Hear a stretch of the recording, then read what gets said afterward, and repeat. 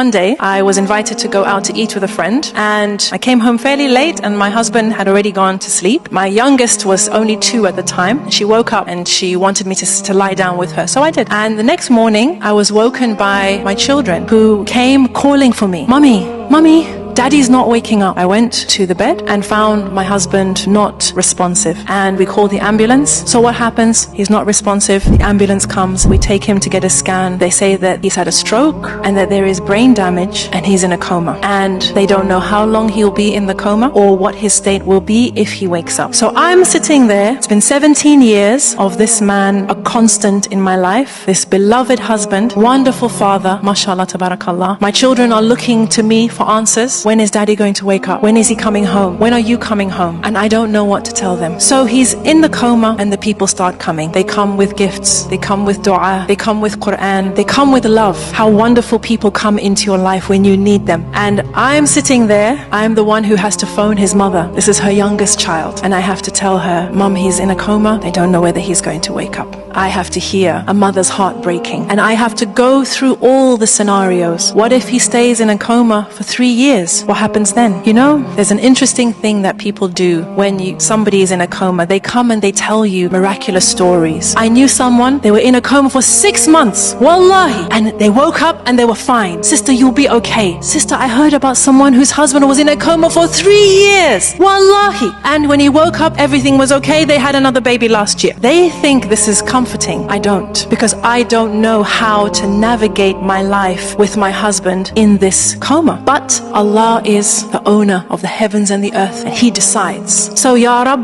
if he will be in a coma for however long, I accept. Then they say, when he wakes up, he may have severe brain damage. He may not recognize you or the children. I say, Allah is the owner of the heavens and the earth. He decides. And if my husband wakes up and he is no longer the man that he was, I accept. And then what if he doesn't come back? Subhanallah, I went through every scenario, which is what you do. You go through every scenario, what could possibly happen, and Allah gives me the chance to accept each scenario. Say, Ya Rab, this is in your hands. Whatever you decide, I accept. So one day, a sister comes with a story for me. And this was a story that did give me comfort. She said, you know, there was a husband and a wife. They had a daughter. And this daughter, from when she was born, she was very ill. And the doctor said she wouldn't survive past 1 year, 2 years, 3 years, 4 years. But the daughter survived. Until one day she got too sick and they took her into hospital. And the hospital staff said, you have to leave her here. So they come back the next day and the doctors say, it's not looking good. She needs this, she needs that. And the man says to his wife, not yet.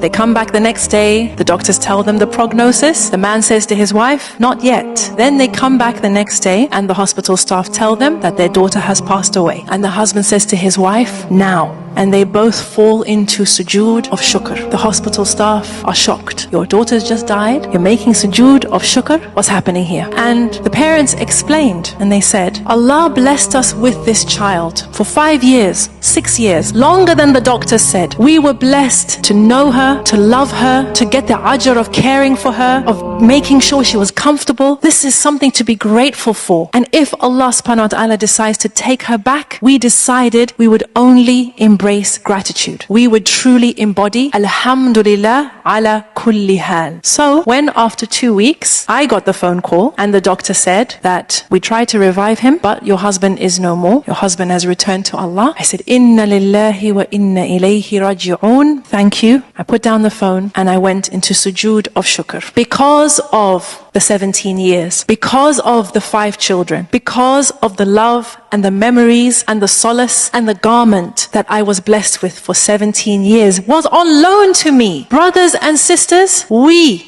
as human beings are ungrateful. If you go to the bottom of almost all our issues, you'll find ingratitude, taking things for granted, thinking we deserve more. Why should I not have what so-and-so has, what I used to have, what I have always dreamt of having? We take for granted the people in our lives, and that includes our spouses. And to be honest, my hunch is that we take for granted our spouse more than everybody else. Why do I tell this story? Because I want those of you who are married, those of you who inshallah will be married, I want you to wake up to the ni'mah that is right there beside you. The fact that another person has agreed to share their life with you to build a life with you, to tolerate your nonsense, to make excuses for you, to love you in spite of your craziness, this is something to say alhamdulillah for. Comment alhamdulillah if you have reached to this point of the video.